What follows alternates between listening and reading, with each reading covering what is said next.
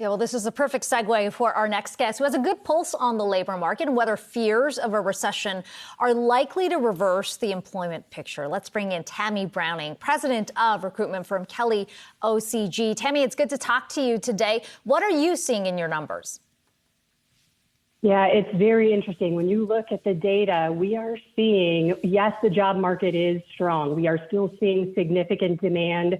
And in fact, we're seeing demand across the board with some exceptions. When we look holistically at our job reports internally here at Kelly, we are seeing that there are some industries and segments that we are seeing a little bit of softness. And that specifically is in that high tech space. But when we look at the other industries and other segmentations, we are seeing demand that is still very high in the manufacturing, light industrial space, in the industries, specifically in life sciences, healthcare, and the automotive industry. It is really outweighing. So the reason we're still seeing great job reports is because the fact of the matter is industries are still hiring. And with unemployment under 4%, we are in a very tight labor market. And we anticipate that those labor numbers will be low for a very, very long time as the talent is not fully back to work, as we've seen. In fact, what we're seeing is still about a 15% difference between the number of job applicants to the number of requisitions or jobs posted this same time last year. So frankly, the math just doesn't make sense. There's more jobs than there are people. So Tammy, on the point that Akiko and I were just discussing, have you seen any indication that businesses are starting to perhaps take some of those postings down? Because we know that they've been, at least for the last year and a half through this recovery, been trying to fill these gaps that they just simply can't find people for. And as the economy perhaps starts to slow, maybe that incentivizes them to take that down. Are you seeing signs of that or not yet? Yeah, so I think when we look at why something is posted or a job is posted, consider that organizations like to keep jobs posted for a lengthy window of time so that they can have the maximum amount of applicant flow through the system. What we are seeing, yes, in last month, when we look at April to May and then again now May to June, we are seeing about a 15% decline in job postings or the number of jobs out there available today. But what we are seeing is the hiring trends remain strong. So yes, while I do think there's less jobs posted, I still believe there is a significant amount of opportunity available for individuals across the board.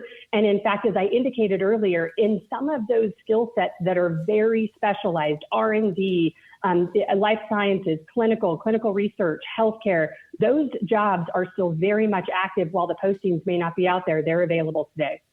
Tammy, we were just showing a graphic here of companies that have already announced some hiring freezes. As you said, there is some weakness in the tech sector. We've seen some of these announcements come out already, but how much of that do you think is specific to tech, which has really grown at a rapid rate over the last few years?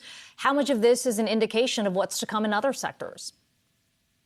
I think what we found is that while, yes, our industry specifically in the high-tech space, we are seeing some softness.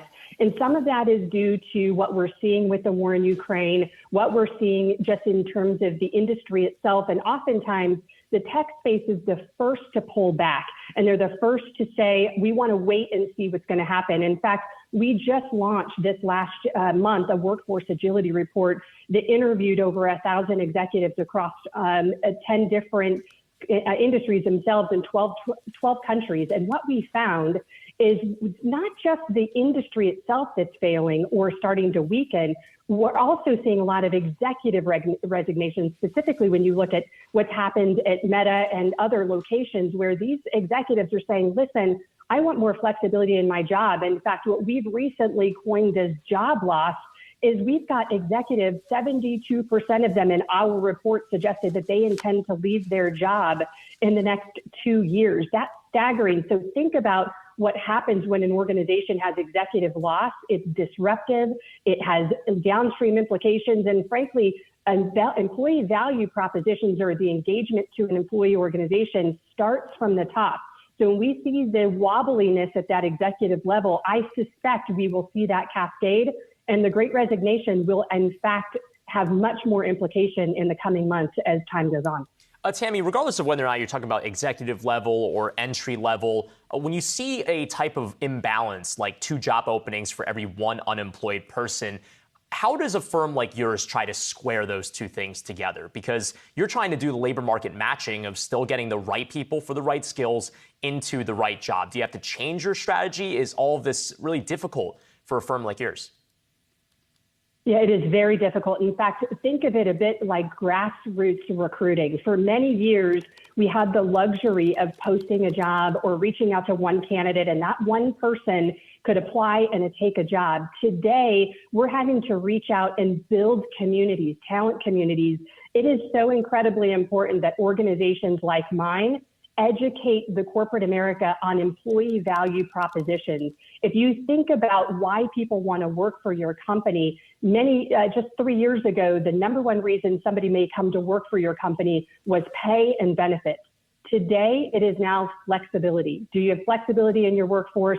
Do I have creativity in my ability to work remotely? What does hybrid mean to your organization? So consider, yes, the math doesn't make sense when you look at it holistically, but if an employer has the right employee value proposition and they're attracting the right talent and they're using firms like mine to help curate and keep that talent warm and ready and available, as soon as the jobs hit, before they ever are posted, the candidates are identified. And that is what's most important, is that there's robust tools and that there's robust resources of people engaging that talent to come work for your organization.